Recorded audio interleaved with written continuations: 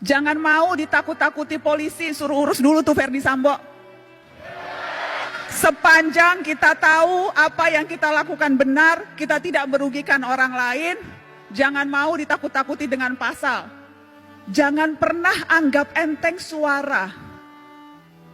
Karena lewat suara, kita bisa didengarkan dan kita bisa memaksa penguasa untuk menuruti apa kehendak rakyatnya. Jangan mau suara kita hanya dihargai 5 tahun sekali di bilik suara doang atau pada saat pilkada. Jangan mau suara kita hanya dianggap berharga 100-200 ribu atau dapat jilbab pada saat kampanye. Biasanya modusnya itu kan bagi-bagi kaos partai atau bagi-bagi jilbab untuk yang perempuan. Jangan mau kita hanya dikerdilkan sebatas fans yang bisa berbaris seperti itik. Hati-hati, sebentar lagi pemilu, suara kita akan diperebutkan dengan berbagai macam cara. Mari ingat pengalaman yang dulu. Untuk apa mati-matian membela 1 atau 2 ketika akhirnya berkumpul juga? Buat apa musuh-musuhan sampai seolah-olah dunia akan berhenti kalau ternyata yang kalah bergabung dengan yang menang atas nama demi bangsa. Jadi nggak usah terlalu baper dan nggak usah terlalu mati-matian membela tokoh idola.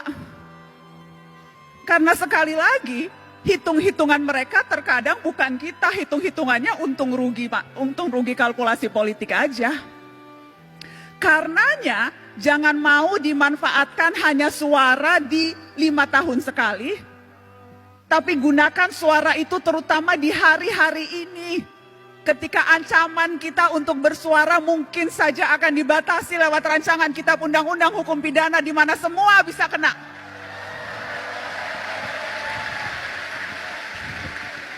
Terlalu berharga suara kita. Dan saya selalu bilang ini, cuma itu yang kita punya, suara. Negara punya yang lain. Negara punya kuasa, negara punya tentara, negara punya uang, kita punya apa? Kita punya suara.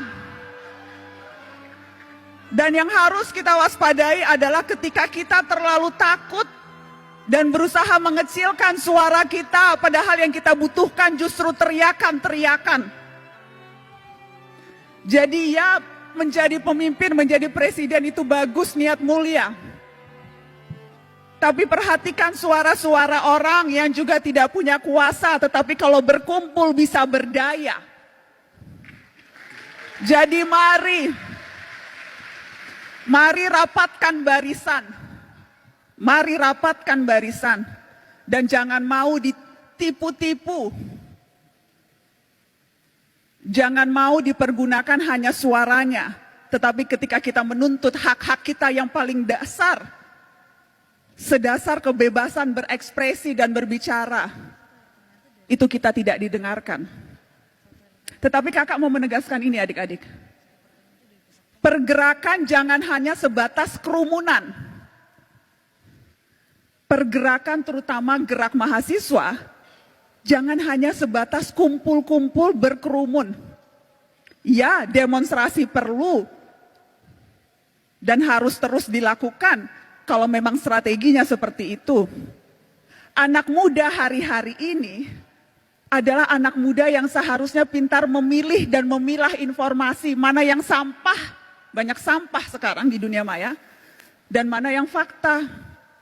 Mana yang berita, mana yang opini, dan hati-hati mana yang propaganda. Dan kalau sudah yakin, sampaikan itu dengan lantang. Jangan mau ditakut-takuti polisi, suruh urus dulu tuh Verdi Sambo.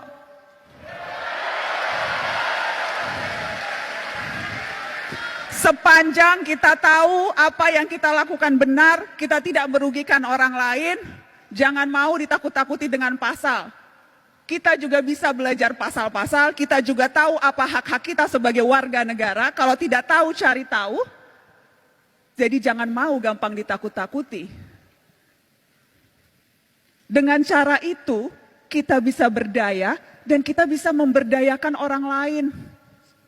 Dan harusnya itu ultimate goal kita dalam hidup. Bukan hanya memperbaiki kualitas hidup kita sendiri, tapi bagaimana kita bisa memperbaiki kualitas hidup orang lain.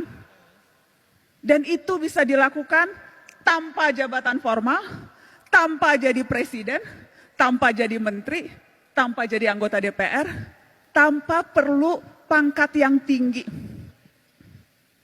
Kita bisa melakukan itu dalam tindakan kecil seharian sekalipun. Karena kuncinya sebetulnya peduli dan bersatu. Kutipan yang selalu saya tunjukkan ke setiap mahasiswa. Ketika Bung Hatta bilang seperti ini, peduli dan bersatu itu adalah kunci. Karena kalau tidak, Indonesia hanya seperti seuntaian gambar di peta.